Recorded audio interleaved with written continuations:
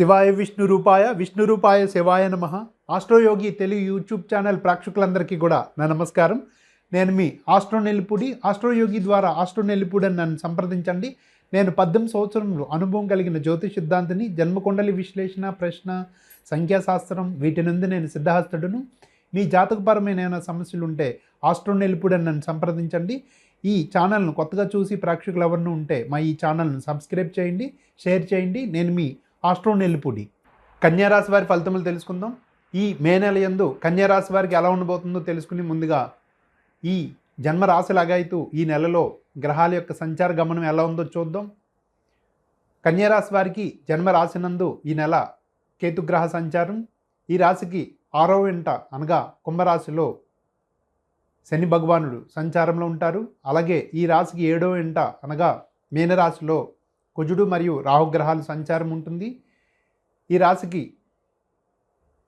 8వ రాశి యొగు మేషరాశిలో బుధగ్రహం సంచారంలో ఉంటుంది. అలాగే ఈ రాశికి భాగ్యరాశి యొగు 9వ ఇంట వృషభంలో గురువు, శుక్రుడు, రవిగ్రహాలు సంచారంలో ఉంటాయి. మరి ఈ విధమైన గ్రహస్థితి మే నెల యందు ఈ కన్యారాశి వారికి నడుస్తున్న కారణంగా వీరికి ఎలా ఉండబోతుందో అనే విషయం ఇప్పుడు మనం చూద్దాం. కన్యారాశి వారిని ఈ నెల ఫలితాలు విశ్లేషిస్తే కనుక మిశ్రమ ఫలితములు కనిపిస్తున్నాయి. ఈ నెల ప్రథమార్థం అనగా మొదటి 2 వారాలు కొద్దిగా పర్వాలేదు అనిపించినా మిగతా 2, 3, 4 వారాలు కొద్దిగా ఇబ్బందులుగా కనిపిస్తూ ఉన్నాయి.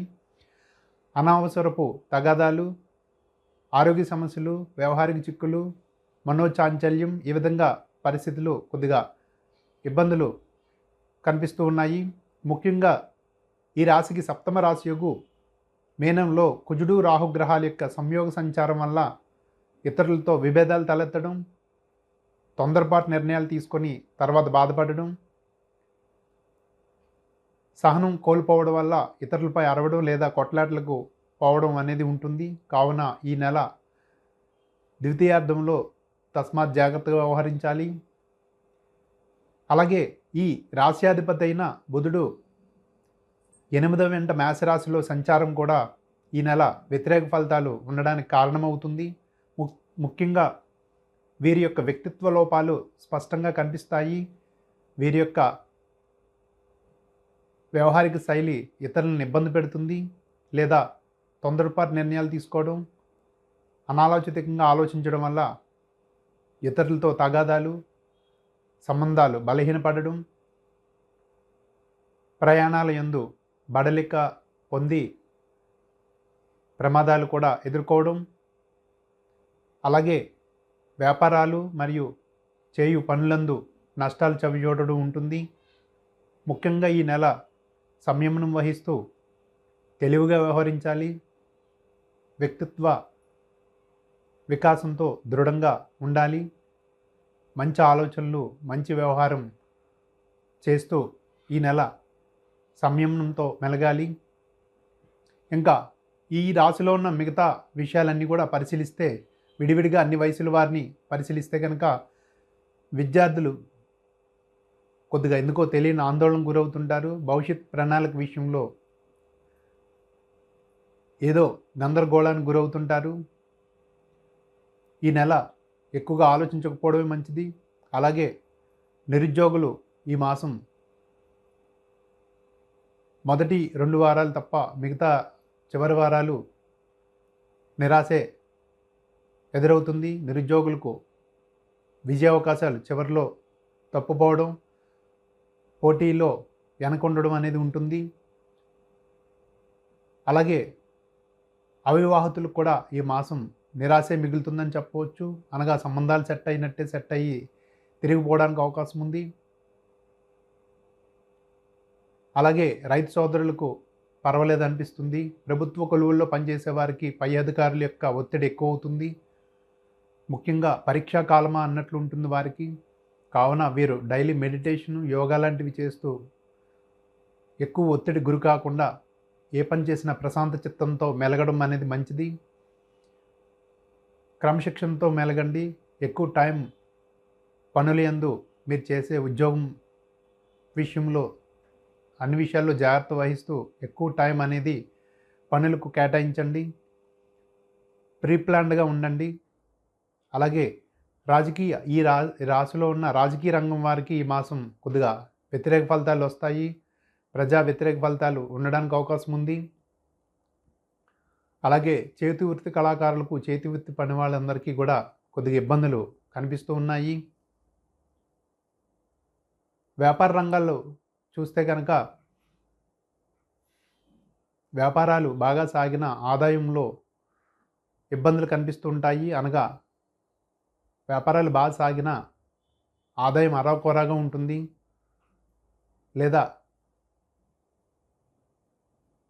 వినియోగదారుల నుంచి వ్యతిరేక ఫలితాలు వస్తాయి.